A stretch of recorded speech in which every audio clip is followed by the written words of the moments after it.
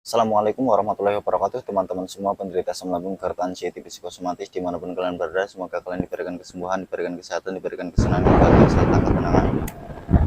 Baik, berjumpa lagi dengan saya tentunya di channel Berpikir Positif, masih tetap mengupas gangguan asam lambung, GERD, anxiety, psikosomatis. Bagi teman-teman yang baru saja bergabung, alangkah baiknya subscribe terlebih dahulu agar channel ini semakin berkembang. Kalau channel ini berkembang, tentu akan menambahkan suatu kesemangatan bagi saya untuk selalu mengedukasi, memberikan suatu pengalaman, dan minimal menemani teman-teman penderita asam lambung, GERD, anxiety, psikosomatis. Dan jangan lupa like video ini dan share ke teman-teman yang juga sedang mengalami gangguan asam lambung, GERD, anxiety, psikosomatis. Baik, langsung saja untuk session kali ini saya akan membahas tentang hal-hal yang harus dilakukan bagi penderita asam lambung, GERD, anxiety, psikosomatis. Dan video ini tonton sampai selesai, jangan di skip-skip agar kalian tidak gagal paham, agar kalian tidak salah paham, teman-teman.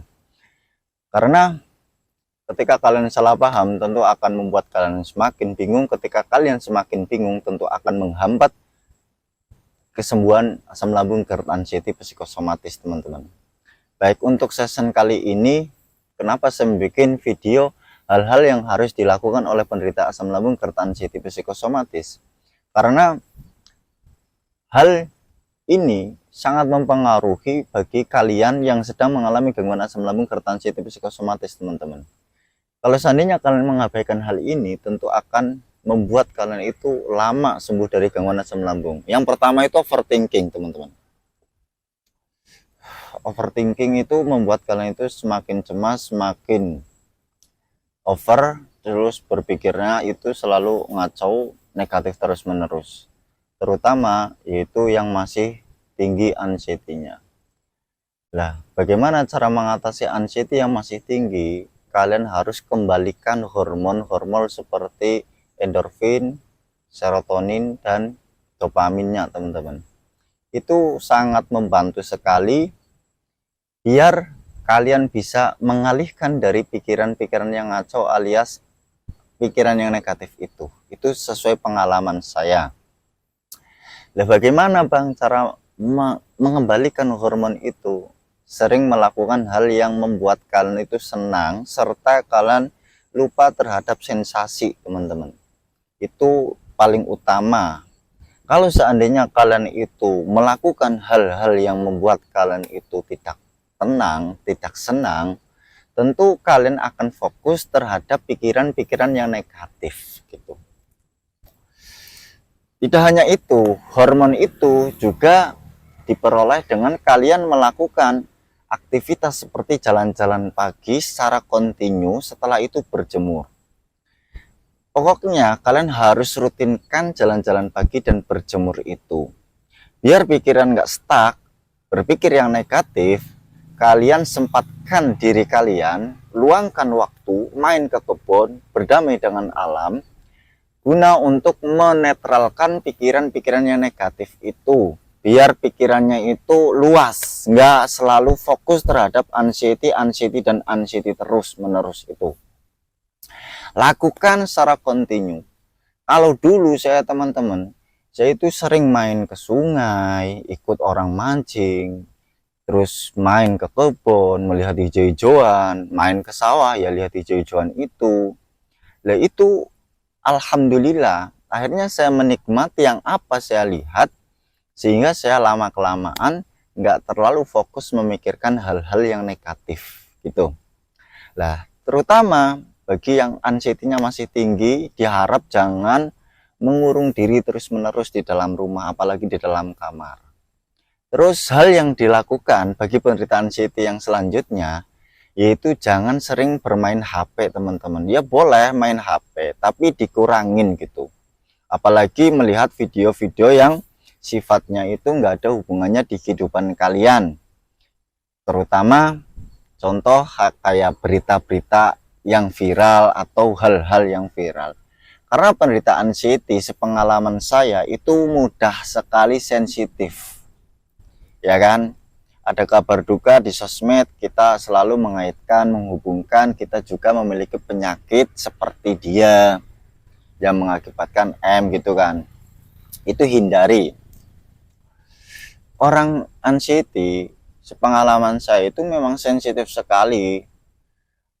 kita dengar tetangga orang sakit bukan asam lambung, kita udah cemas, kita udah sensitif, kita sudah beranggapan kita juga memiliki penyakit seperti dia, juga menghubungkan, juga mengaitkan, menyamakan. Itu sesensitif itu penderitaan anxiety, karena mentalnya yang tidak baik-baik saja teman-teman. Mentalnya itu sedang down, mentalnya itu acak-acak.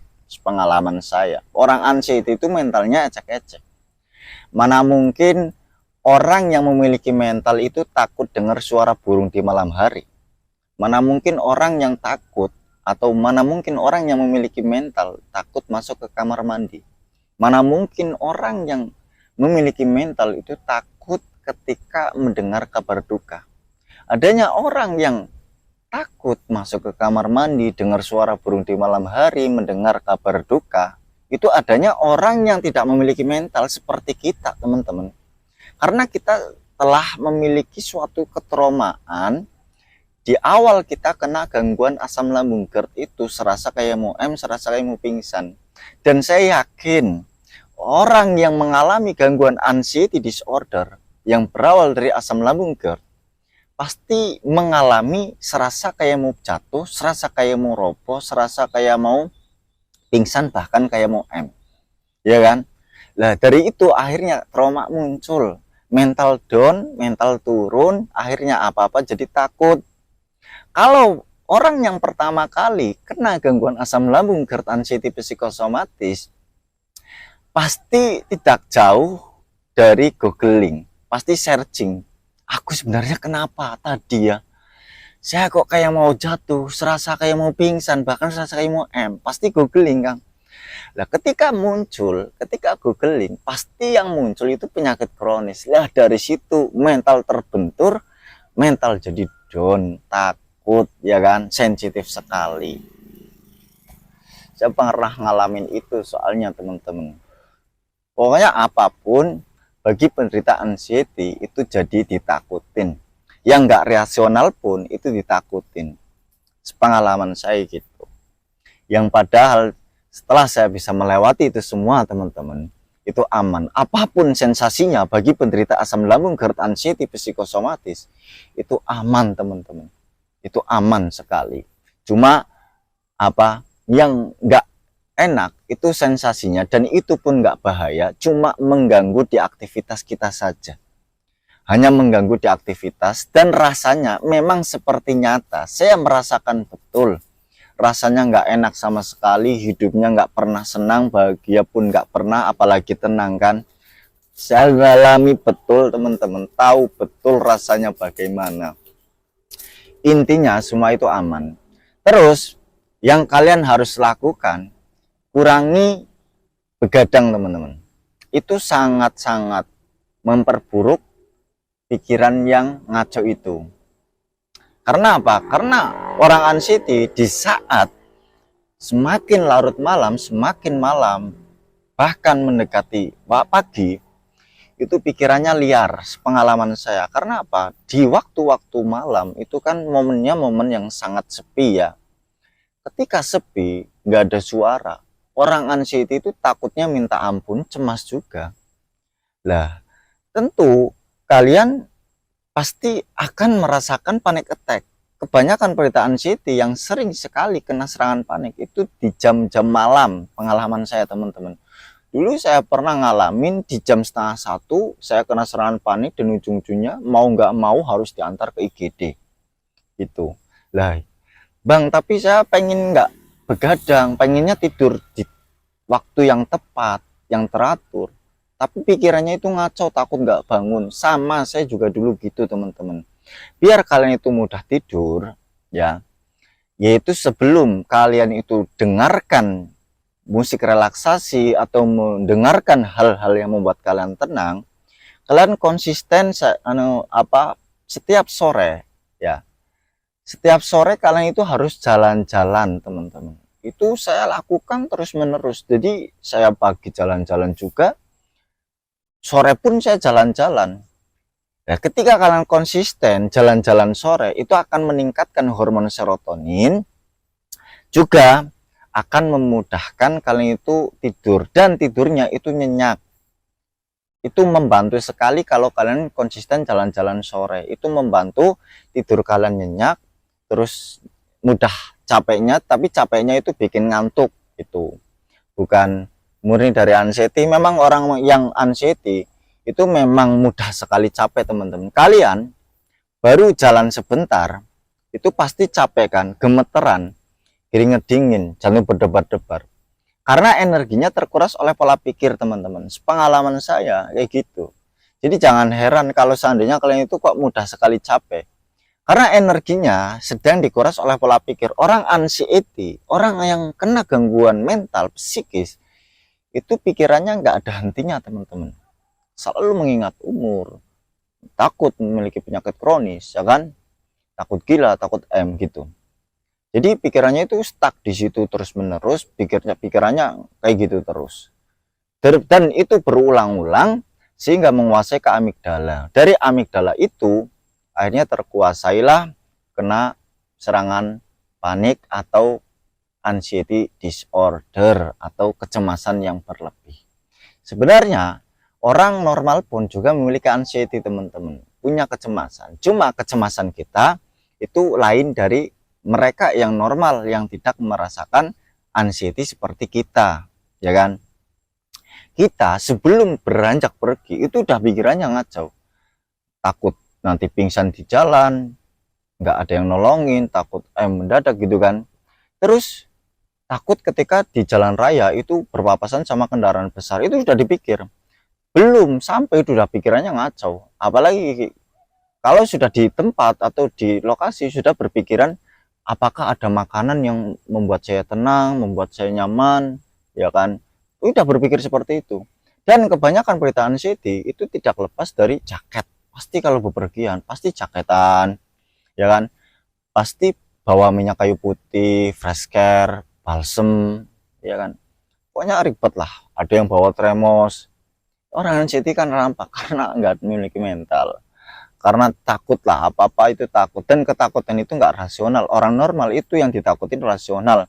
Ya wajar kalau nyebrang jalan raya pasti ya takut ketabrak, dan itu pun wajar karena jalan raya pasti ya ada sifat berhati-hati bagi orang normal kan. Kita walaupun udah berhati-hati pun udah pikirannya membuat skenario sendiri, ngacau banget kan penderitaan anxiety gitu. Terus hal yang dilakukan lagi bagi penderitaan anxiety yaitu sering memperbaiki pola makannya. Ya nggak sering juga, maksudnya harus memperbaiki pola makannya, teman-teman. Makan yang teratur, makan sesuai kebutuhan tubuh, terus imbangi dengan air hangat itu minimal 8 gelas dalam satu harinya, teman-teman. Harus rutin karena gangguan asam lambung itu. Terus kalian kalau pengen nyembuhin asam lambung itu kalian fokus saja dengan minum air hangat, makan yang teratur, dan jangan kebanyakan mantang. Nggak apa-apa sebenarnya, teman-teman. Yang penting itu makan sesuai kebutuhan tubuh, juga makannya itu jangan berlebihan, ya sesuai dengan apa yang disampaikan Nabi kan, makanlah di saat lapar, berhenti sebelum kenyang. Dalam artian ya jangan berlebihan banget gitu. Karena apa? Karena katupnya itu belum stabil gitu. Kalau kalian makan berlebihan, nanti yang ada kalian itu nanti mudah reflux. Kalau reflux kebanyakan berita anxiety itu panik, cemas, khawatir kan. Terus nggak sendawa dipikirkan, susah sendawa dipikirkan, sendawa terus menerus dipikirkan, kencing kencing juga dipikirkan, bahkan dilihatin berbusa apa enggak. Kalau berbusa panik gitu, itu dari pola pikir sebenarnya, teman-teman. Sensasi itu muncul, itu satu dari asam lambung, yang kedua dari anxiety. Lah anxiety itu berawal dari pikiran itu, akhirnya muncullah suatu sensasi, dan apapun sensasinya itu tidak berbahaya. Kunci dari kunci sembuh dari gangguan asam lambung berat anxiety psikosomatis, pengalaman saya itu kuncinya bodoh amat, teman-teman. Bodoh amat terhadap sensasi. Kalau kita flashback, kita sering mengalami hal demikian. Nyatanya ketika kita ke rumah sakit, kita periksa, hasilnya normal. Jadi kan ternyata solusinya itu bersikap masa bodoh, jangan terlalu dipikir serius. Walaupun kita nggak mau berpikir serius, memang itu murni dari anxiety sendiri, itu paham saya teman-teman. Tapi ya berlatihlah gitu. Juga harus melatih mental. Hal yang harus dilakukan selanjutnya, melatih mental sering dibawa keluar rumah teman-teman. Ketika ada pikiran mengajak kalian cepat-cepat pulang, ya, atau tiba-tiba sensasi datang kayak mau pingsan, kalian jangan langsung nyerah pulang teman-teman.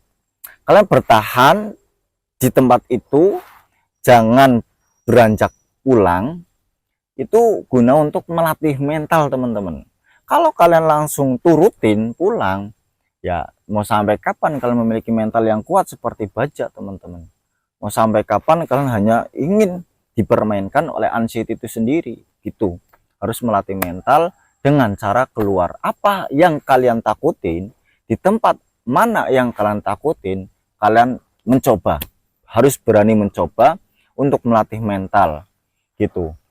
Terutama yaitu jangan stres berlebihan teman-teman. Hal yang stres itu membuat anxiety-nya mudah kumat, asam lambungnya juga mudah kumat. Pokoknya orang yang kena asam lambung kerat, anxiety psikosomatis itu nggak boleh stres teman-teman. Hal apapun itu mulai sekarang harus bersikap masa bodoh. Dan yang penting kalian itu terjaga dari pikiran-pikiran yang ngacau, itulah biar enggak kalian itu stres. Ketika kalian stres berlebihan, nanti kan kalian malah kena serangan panik. Nah ketika serangan panik kan ujung-ujungnya kayak gitu ya, padahal nggak apa-apa, cukup minum air hangat aja gitu. Hal apapun, entah itu pekerjaan, keluarga, itu kalian dibikin enjoy aja, yang penting kalian itu mentalnya sehat dulu lah. Fokus ke mental, sembuhkan asam lambungnya. Dan asam lambung sebenarnya itu mudah. Pengalaman saya, walaupun saya sembuh tanpa obat ya, tanpa herbal, walaupun saya dulu juga pernah minum obat dan juga pernah minum herbal, dan ujung-ujungnya saya berhenti, dan alhamdulillah ikhtiarnya ya waktu pemulihan saya berhenti minum obat dan minum herbal itu berhenti, ya alhamdulillah sembuh teman-teman. Ternyata sikapnya harus masa bodoh terhadap sensasi gitu loh, harus berani cuek terhadap sensasi. Intinya apapun sensasi itu aman. Jadi yang terutama itu mental lah. Terus hal yang harus dilakukan lagi itu harus pola hidupnya teman-teman. Yang biasanya memiliki sifat ambisius, perfeksionis gitu ya, jarang sekali olahraga, ya harus olahraga. Sifat perfeksionisnya cepat-cepat kelarnya dibuang, ingin dinilai selalu baik, takut diomong orang, itu buang, bodoh amat. Kita tidak pernah lepas dari penilaian orang teman-teman. Baik buruknya itu tergantung siapa yang memandang kita, gitu aja. Yang penting kalian itu mentalnya terjaga baik gitu. Selagi hal itu tidak melewati batas, lakukan. Intinya jangan pernah terkontaminasi dengan pikiran yang negatif. Juga jangan mau terkontaminasi oleh lingkungan yang membuat kalian itu stres berlebihan gitu. Terus harus memperbaiki pola sifatnya teman-teman. Orang anxiety itu sebenarnya nggak boleh emosi teman-teman. Juga walaupun penderita anxiety itu sebenarnya mudah sekali emosi, tapi jangan biarkan emosi itu membara sehingga kalian itu gemetar, keringet dingin, piar-piaran, atau membuat kalian itu jantung berdebar-debar. Ketika kalian itu jantung berdebar-debar, pasti kalian ngaco pikirannya kan. Itu pokoknya semua yang kalian alami itu tidak berbahaya. Saya merasakan yang dengan yang dikenal dengan istilah 1001 sensasi teman-teman, mulai dari ujung kepala sampai ujung kaki itu aman, dan saya pernah ngalamin semua, mulai dari piar-piarannya, les-lesan, jantung berdebar-debar, nafas berat ya kan, ulu hati sakit, ulu hati mengganjal, kerongkongan mengganjal, semutan, kedutan, terus seperti ngambang, pandangan nyata dan tidak nyata ya kan, telinga berdenging, rambut rontok, ketika kencing berbusa, perut sakit, perut nggak nyaman, terus ini lututnya itu sering sekali sakit gitu, pinggang sakit, apapun itu sebenarnya aman teman-teman. Saya pernah ngalamin soalnya. Pokoknya apapun yang diderita oleh anxiety disorder itu aman teman-teman. Itu bentuk respon tubuh saja, diakibatkan pikiran kita itu yang setaknya itu negatif terus menerus. Dan kebanyakan berita anxiety yang ditakutin semua itu sama, ujung-ujungnya takut penyakit kronis, takut gila, takut penyakit berat, dan ujung-ujungnya takut M. Semua merasakan itu teman-teman, dan itu aman. Rubahlah pola pikir kalian, karena pola pikir itu mempengaruhi kesembuhan anxiety disorder teman-teman. Ketika kalian semakin bodoh amat, kalian rubah mindset, itu juga akan menjadi obat teman-teman. Akan menjadi obat, juga akan membuat kalian itu tenang.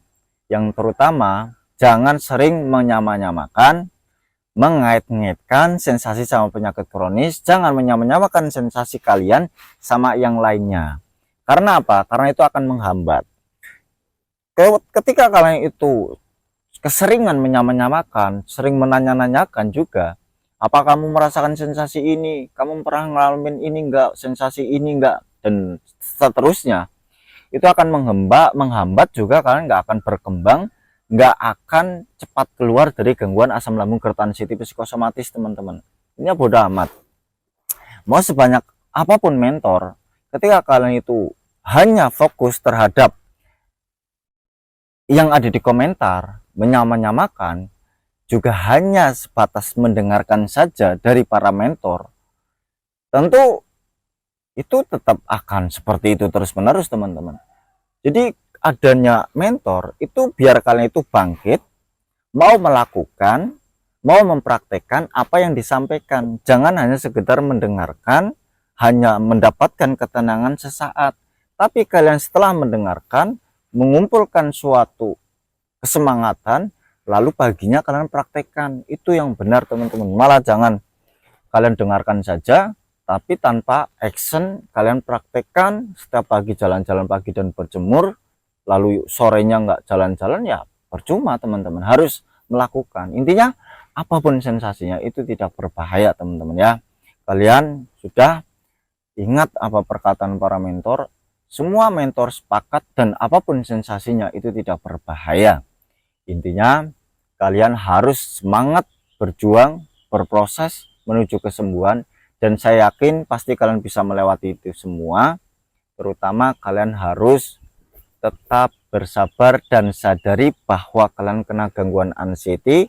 Kalian tangkap anxiety itu, sadari pikiran yang ada di otak kalian itu adalah permainan anxiety. Katakan pada diri sendiri bahwa ini muncul dari anxiety, kayak gitu teman-teman. Itu manfaat sekali bagi saya juga seperti itu teman-teman. Biar apa? Biar enggak selalu mempercayai dari anxiety itu sendiri teman-teman.